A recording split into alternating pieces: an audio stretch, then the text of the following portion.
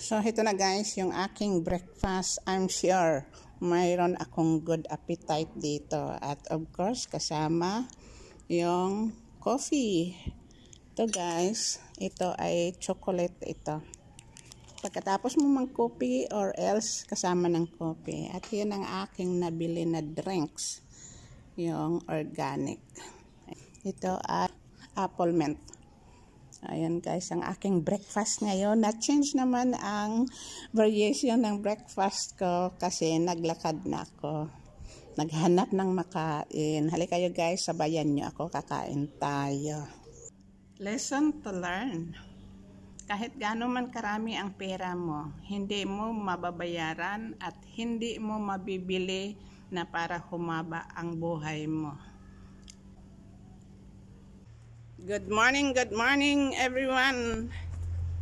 Halika kayo, maglakad-lakad tayo kasi very early. It's only 7:30 in the morning dito sa amin. So ayan, nag-decide ako na lumabas.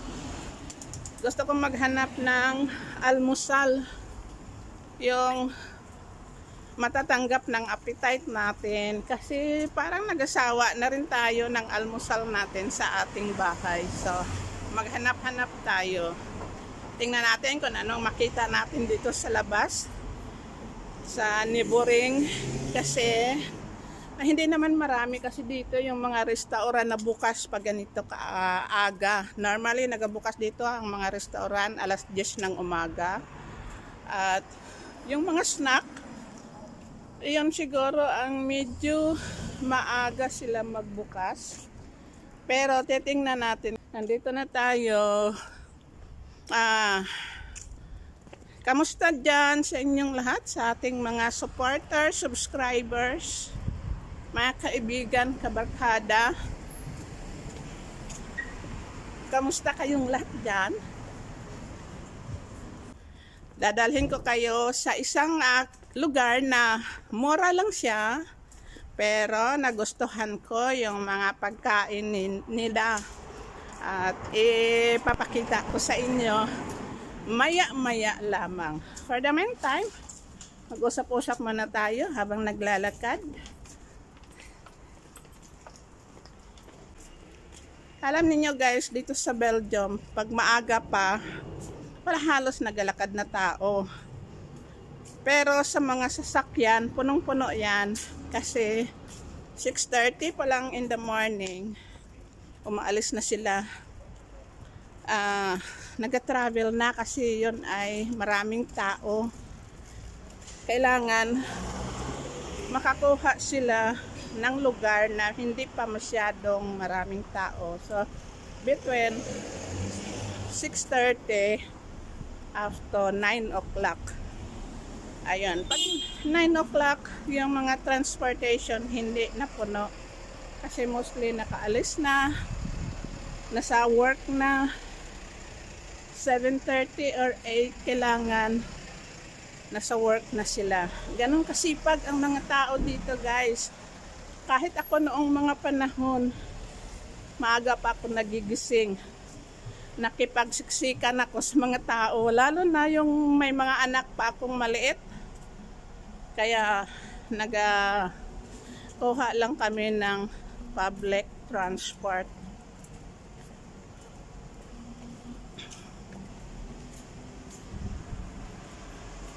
Ganon ang buhay dito guys. Napaka-busy.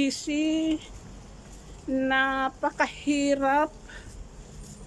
Pero nasa sayo naman yan guys. Kung i-treat mo ang buhay mo na masyadong hectic, masyadong critic, nasa sayo rin yan. Kasi ikaw naman ang nagadala ng buhay mo.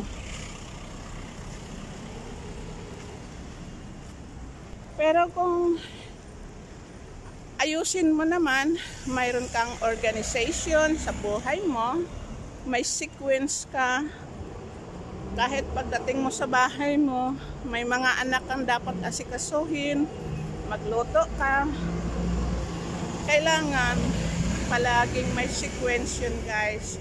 Always with patterns. Kasi kung walang patterns ang buhay natin, wala tayong susundan. Nawawala ang ating leadership. Nawawala ang ating initiative. Kaya kailangan mayroon kang pattern. May susundan ka ba? Ganon din sa trabaho. Kailangan mayroon kang tinatawag na organization or may sequence. Ganon. Kasi kung wala kang sequence, magsimula ka dito, hindi ka pa tapos. Magsimula ka na naman sa iba, hindi pa tapos. Hindi mo makikita ang resulta ng inyong nagawa or trabaho na trabahuhan. Kailangan mayroon kang iniisip na dapat matapos ko ito. You have to divide your time. Kailangan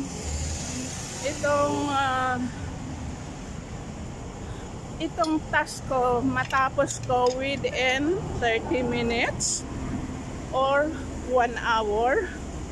So kung mayroon kang 8 hours na budget sa trabaho mo, i-divide mo yan. Magsubra man yung estimation mo sa oras, at least hindi masyadong mahaba, then madali ka makapag-relax. But of course, gagawin mo ang trabaho mo na good result, yung happy ka at happy din ang resulta ng trabaho mo. Kailangan pagdating umuwi ka, nakangiti ka kasi satisfied ka sa ginawa mo the whole day. Makakatulog ka ng masarap. Kasi kung hindi maganda ang nagawa mo the whole day, parang binabangungot ka sa gabi kasi you are not satisfied. So, be honest na lang. Then, isama mo na rin ang Panginoon. So, ngayon guys, malapit na ako sa aking pupuntahan. I-switch ko muna. So, ayan guys, nakatawid na ako. Medyo maingay kasi nagabukas na pala sila ng kanilang mga resto para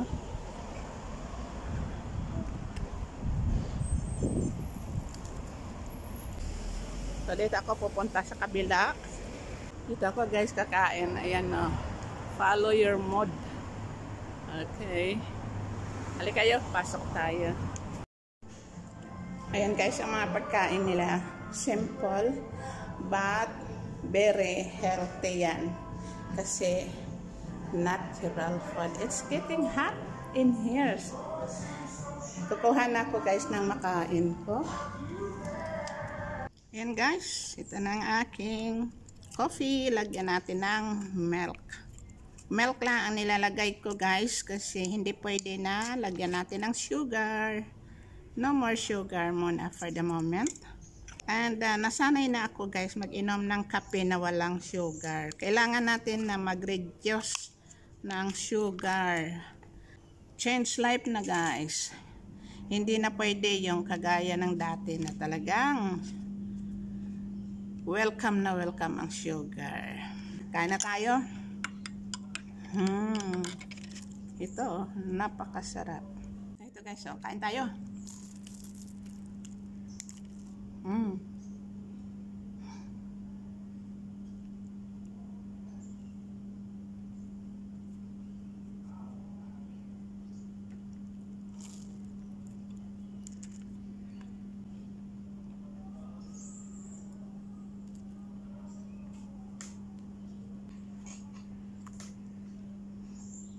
Mayroon silang little garden dito guys. Kaya nandito ako sa little garden nila. Kasi doon sa mga loob, mainit. pag may araw kasi maganda dito sa labas kasi medyo cool lang siya, hindi malamig, hindi mainit, katamtaman lang.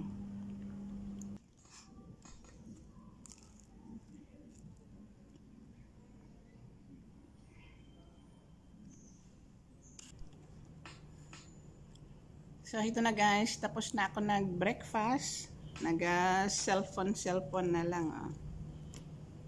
Ayan, nag-cellphone na lang, pahinga muna, relax.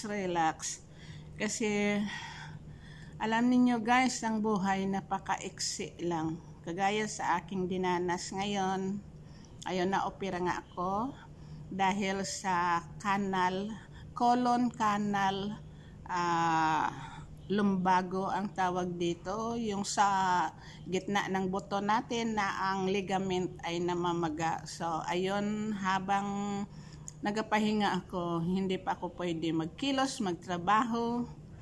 At I think medyo matagal ang recovery, but happy na ako ngayon kasi pwede na ako maglukwatsa kahit papaano. Laro ko kasi yung maglukatsa guys, kagaya nito, kaya ko nang pumunta kung saan. Alam niyo guys, kasi para sa akin ang buhay ay napakaiksi lang, very short. So kung anong mayroon at na medyo kaya lang, gusto kong ayun, enjoy natin, 'di ba? Mag-enjoy. Manggid ibig sabihin na enjoy ka kung mayaman ka. Hindi naman siya ganoon. Kahit hindi tayo mayaman, pwede naman tayong mag-enjoy. Marami namang paraan dyan. Kahit nga peso lang gastusin mo, bumili ka ng isang ice cream, enjoy ka na doon. Medyo nakakalimutan mo na yung 5 minutes mo na ginawori. Diba? At ito guys, mayroon akong kwento sa inyo. Ito ay napapanood ko and I think it is a real life. I'm sure kasi ito ang sabi niya, she is fighting with cancer. Now, isa siyang sikat na designer, billionaire. Ngayon, she's in the hospital. Ang sabi niya sa kanyang message ay, "Yes, I am here," sabi niya. I have everything, materials, but hindi ko mabayaran or mabili ang buhay na sana humaba ang buhay ko. Sabi niya ganon. Hindi nga naman natin pwede bilhin or bayaran para humaba ang buhay natin. Kasi pagdating sa buhay, walang makakabili. Ang Panginoon lang ang makaka-extend ng buhay natin. Kaya tama yung sinabi niya, I have plenty of money, but it is in the bank. Sabi niya, I have so many cars, but they are in my garage. I have a very nice house, sabi niya, but I am not there. I am here in the hospital. Yan ang sabi niya, I have a very nice bed, but I am here in the hospital sharing in 2 beds. Sabi niya, ibig sabihin, sharing siya sa 2 beds kasi mayroon siyang 2 higaan, ginalipat-lipat siya kasi I think mayroong ginagawa sa kanya para ma-fresh ang likod niya or whatever. Kaya 2 bed ang sinabi niya, 2 beds. I am sharing these 2 beds, sabi niya ganon. So, totoo nga naman guys, kahit ano kayaman tayo, pagdating sa health, hindi natin yan ma-extend o mapaganda ang health natin ng dahil sa pera. Kundi ang makapag-pa-extend ng buhay natin ay ang Panginoon. So, ayan guys, ano ang lesson dyan sa atin? Sa ganitong message ng isang may sakit na cancer. Na ang ibig sabihin ay habang maaga, you have to enjoy your life, kagaya sa kanya. Or for me, if you have enough money, you enjoy your life. And then, if there is more, then you have to share to others. Help those people who are needy. Para sa akin na, kung mayroon lang akong ganun, nga kagaya sa kanya. Kaya lang, hindi din natin maiisip yun guys, habang nasa good health tayo. Naiisip natin yung mga bagay na yan pag hindi tayo nasa good health. So, ang lesson dyan guys, hindi naman na maging maramot, maging helpful tayo. But, I'm sure itong tao ay helpful din siya. Hindi natin alam, minsan kasi yan, nag-donate sila sa mga foundation kasi ayaw nilang gawin na individually dahil nga naman, kung sikat kang tao, you have to protect also your security. So, naintindihan natin siya. Kasi mostly naman ng mga tao na mga mayaman at ang kanilang pinanggalingan ng kanilang kayamanan ay galing din sa kanilang pagsisikap. I'm sure nag-share yan sila. So, ayun guys, ang aking message sa inyo ngayong araw. This is my second time to go out alone habang nag-recover ako. But hindi ako masyadong malayo sa aming bahay kasi para naman for security reason naman. Ayun guys, so I hope nga may mga natutunan tayo, maging friendly tayo, mapagmahal tayo, wag tayong manlait. May pira tayo o wala, wag tayong manlait. Mamahalin natin ang kapwa natin. Kahit nga hayop, minamahal natin. Kapwa pa natin. Huwag na tayong mag-gusip-gusip. Wala ka na ngang magamit sa buhay mo, mag-gusip pa. I-avoid na natin yan. So, maging masaya na tayo, helpful at be kind, be love, and be respectful. Okay guys, so thank you so much for watching my video and see you next time. Bye-bye!